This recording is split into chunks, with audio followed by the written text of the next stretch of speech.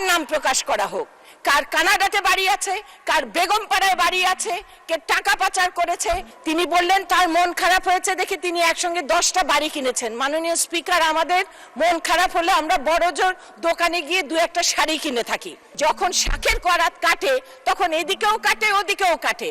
আনাগর বাণী সদস্য তারানা হালিম, এক অনুগ্রহ করে স্বল্প সময়ের মধ্যে আপনি কথা বলুন।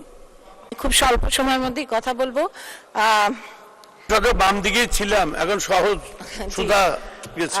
এই প্রথম মনে হয় যে সংসদের ইতিহাসে যেখানে সরকারি দল, বিরোধী দল এবং স্বতন্ত্র সংসদ সদস্যরা একই সুরে কথা বলবেন। কারণ একটি কথা আছে, সত্য যে কঠিন তারপরে সত্যকে ভালোবাসিলাম। বঙ্গবন্ধুর ভাষণটি যদি শুনে থাকেন, বঙ্গবন্ধুর যারা সৈনিক আছেন, যারা বঙ্গবন্ধুকে ভালোবাসেন, তিনি বলেছিলেন চোরা কারবারি, এই যে মানি লন্ডারিং, এই যে কালোবাজারিতে আমার পিঠ দেয়ালে ঠেকে গেছে। যেখানে আমাদের নেতা, যিনি আমাদের তার জীবনের চেয়ে বেশি ভালোবেসেছেন, তিনি এই অসহায়ত্ব ব্যক্ত করে গিয়েছিলেন তার মৃত্যুর কিছুদিন আগেই তার বক্তৃতায়।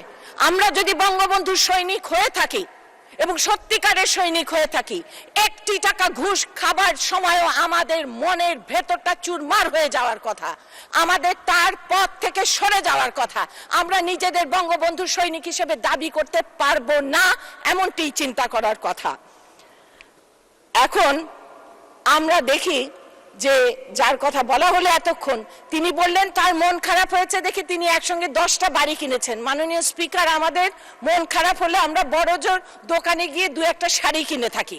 যাই হোক, ওনার মন খারাপ হলে উনি অনেক বড় বড় কিছু কিনতে পারেন। আমরা কোনো কথা বললেই, কোনো কিছু বললেই যানবাহনের সিন্ডিকেট, রাস্তাঘাটে সিন্ডিকেট, বাজার নিয়ন্ত্রণে আসছে না সিন্ডিকেট, অমুকখানের সিন্ডিকেট, চালের গুদামে সিন্ডিকেট, বস্ত্র বিতরণের সিন্ডিকেট।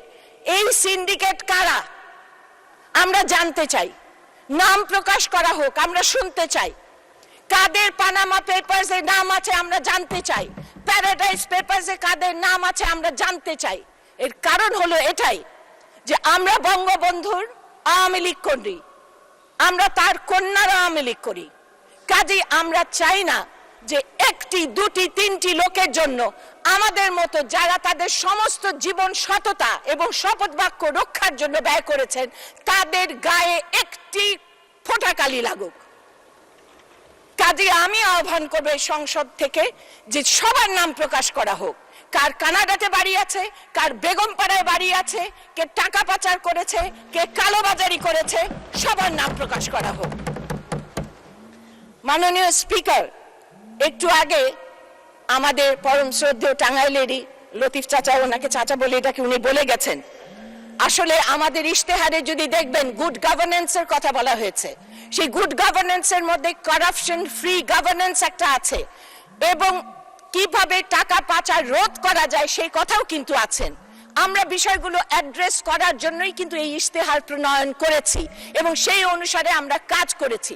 কিন্তু প্রবলেম হচ্ছে যে যখন শাকের করাত কাটে তখন এদিকেও কাটে ওদিকেও কাটে। চোর ধরলে বলে কেন ধরেছে, তার মানে সব চোর। আর চোর না ধরলে বলে কেন ধরে নাই, সব দোষ তাদের। কাজে একটা প্রশংসা অন্তত করেন যে আমরা শুরু করেছি এবং এটা শেষ নিশ্চয়ই আমরা করে ছাড়ব। সর্বশেষে আপনাকে, যেহেতু আপনি ছোট করে বলতে বলেছেন আমাকে, আমি জাতির পিতা বঙ্গবন্ধু সে একটা কথাই আমি বলতে চাই, আত্মসংযম করো, আত্মসমালোচনা করো, আত্মশুদ্ধি করো। আমার বিশ্বাস আমাদের এই পার্লামেন্টের মধ্যে যারা এই সিন্ডিকেটের মধ্যে পড়েন, আত্মসমালোচনা করেন, আত্মশুদ্ধি করেন, আর যারা এই সিন্ডিকেটের মধ্যে না পড়েন, অনুগ্রহ করে সাধারণ জনগণ যেন কখনো সবাইকে এক রঙে রঞ্জিত না করে। কারণ অনেক সৎ মানুষ আছে যারা তাদের সততার জন্য আজকে এখানে প্রতিষ্ঠিত আছে এবং আজকে এখানে আছেন। কাজেই আমি সেই সৎ। আপনি কিছু বলতে চান? হ্যাঁ, মাননীয় স্পিকার,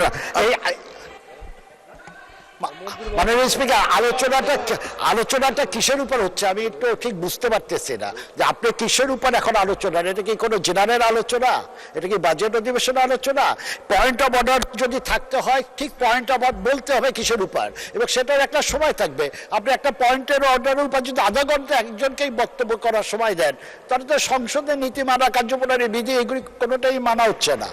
বড় পয়েন্ট অফ অর্ডার অবশ্যই সেটাকে বলতে হবে কি পয়েন্টের উপর, এবং সেটার জন্য আপনাকে সেই টাইমের মধ্যে শেষ করতে। আপনি তো জেনারেল আলোচনা শুরু করে দিচ্ছেন, এবার কোন ধারায় বলতেছে?